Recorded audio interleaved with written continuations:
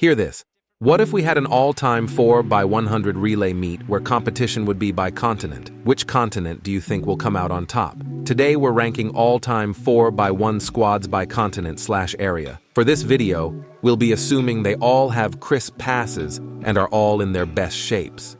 At number 6, the lowest place on this list would be Oceania, which is pretty understandable since most of their fastest guys come from Australia, and that country isn't really known for producing some of the world's best sprinters. I don't really know any of these guys, except for Rohan Browning because of that luscious piece of art sitting on his head. It's not even a mullet.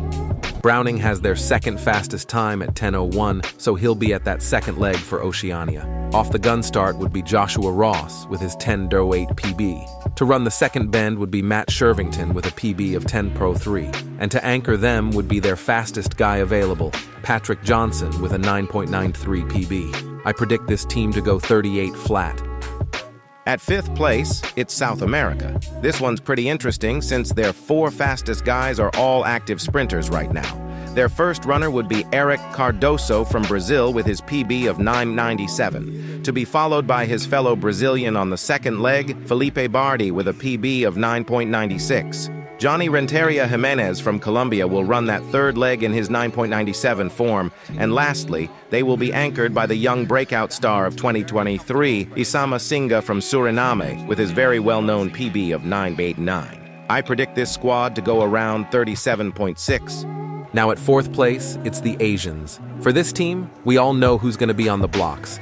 It's one of the greatest starters of all time, China's Su Bingtian, with a 100 PB of 9.83.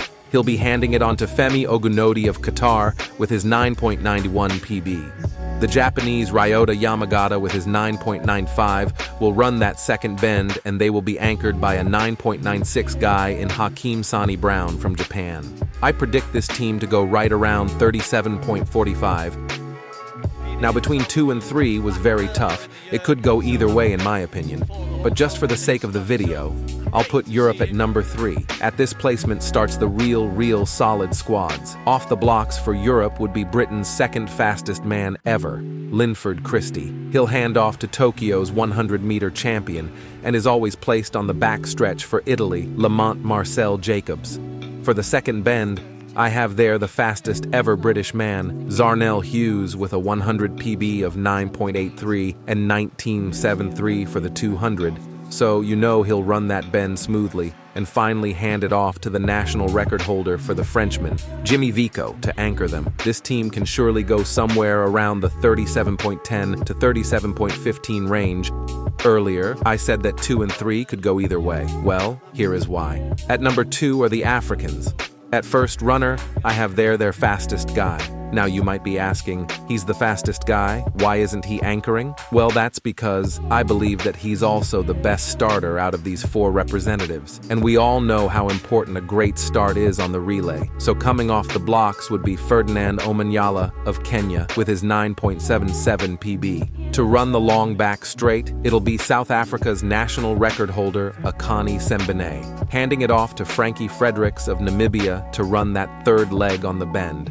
And finally, anchor this squad would be the just recently crowned Olympic champion over 200 meters, Letsile Tebogo of Botswana. That kid's top speed is crazy, and I know he'll fit right in on that anchor leg.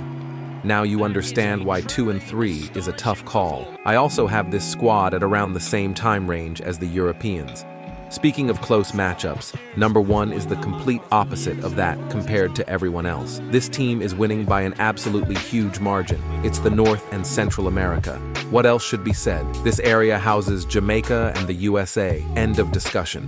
Nah, but just for formality's sake, let me run through this lineup. Off the gun start, they have a multiple-time world record holder in Asafa Powell. On the back straight, the second fastest man ever, Tyson Gay. For the second bend, also tied as the second fastest man in history, Johan Blake.